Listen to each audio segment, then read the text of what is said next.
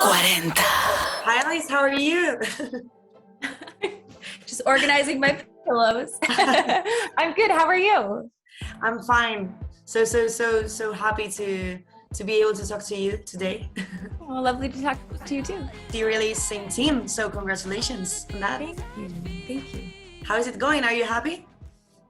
I am happy. I mean, I feel like the response has been really lovely, and people are enjoying the song. It's the first chapter of, I mean, it's not the first chapter because Vertigo and Hero were the first chapters, but this is kind of like heading towards the album now where I'm releasing one song a month, and it's very exciting. I think this song talks about like having a personal issue with a couple, about how complicated it is to leave someone behind and maybe to assume that a couple is a team.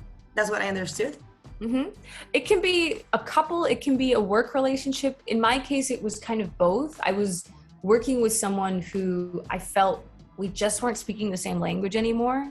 And I always felt like we were a team, but somehow we kind of just fell apart. And it was kind of a similar thing in a relationship as well, where you just don't see eye to eye anymore. And you always thought yourself as being a unit, you know, as being one with someone, and then suddenly realizing we're not on the same team anymore. And as much as I'd love that, it just can't work. So is this something that happened to you, like is based on real events? Absolutely, yeah. So what to do when you don't have good communication with the other side of your team? Like, what do I do when I don't have good communication? Yeah, like to give advice.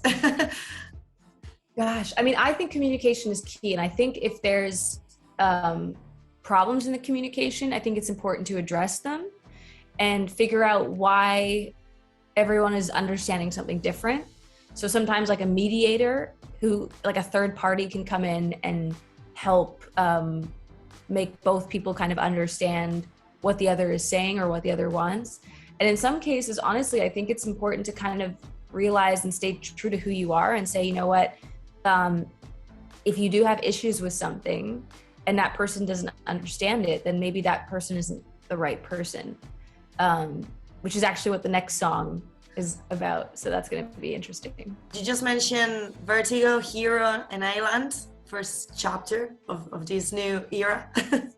And we see an evolution of your style. Now you are betting on a darker sound. Why is that? I think it was just a darker period, to be honest. I wasn't feeling like writing super happy, upgoing. Like, I still like doing upbeat songs. But for me, the whole experience of 2020, 2021, like I started writing in 2019, and it wasn't a great few years for myself. And so I'm someone who's very, my music mirrors my emotions and what I go through. So you hear that in the darkness. So do you think that when we grow up, we become darker? When we grow up, I think we become more realistic in some ways. I think it depends though on what you let yourself, like what filter you have to filter out the bad and the good, you know? Like, I think it's really important that we keep the happy spirit and like a loving spirit towards other people as well. But I mean, I think when we get older, we realize all of the things that are happening in the world a lot more than we do when we're younger. And I think it can affect us more sometimes. But you also, I guess, get used to it at some point, that the world is also filled with bad people and bad things. And I don't know, I think it's phases. I think it's phases in life where you have a great phase and you have a horrible phase. And for Same Team, you have worked with Matty Green? Yes, for Same Team. Well, he was the mixer, yeah. What can you tell us about this work, about this sound?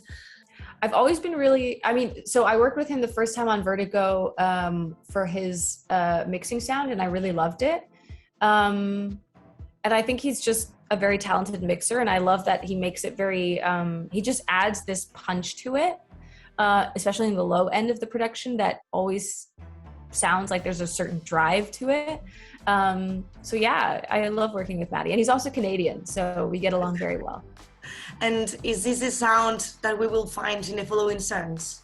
Yeah, there's definitely a continuous sound for this album. I think so. There's some songs that are different, but there's definitely like a line connecting everything. I think it's been 4 years since you released Mint, your first studio album. I think has it been? I think it's been 3. I don't think it's been 4. Okay. That would be a long time. I would feel very bad if I only released an album 4 years later.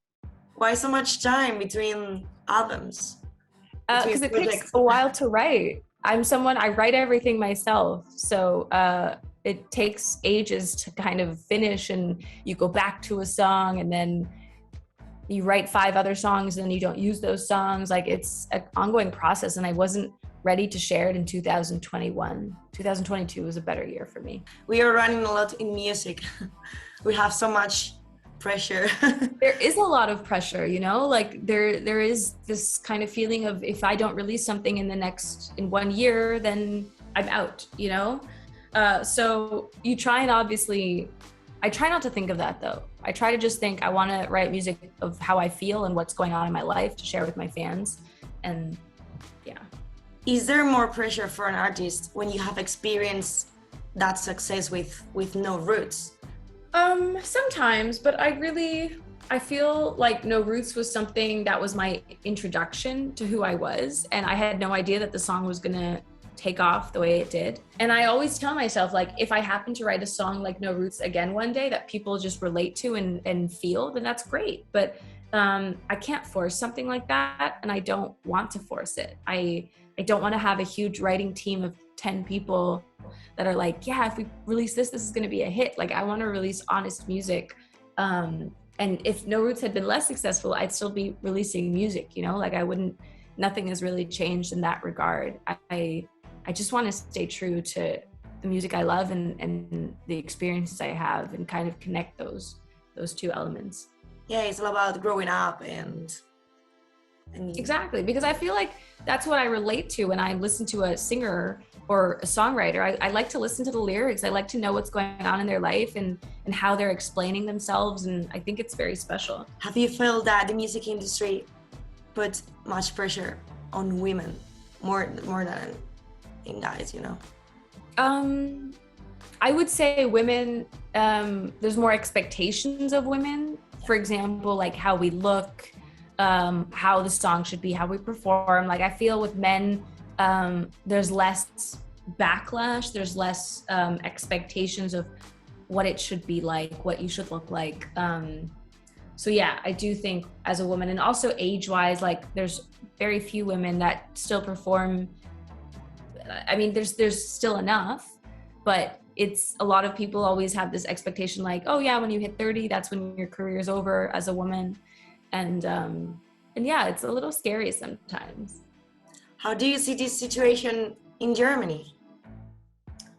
In Germany, wow. Maybe it's not different from.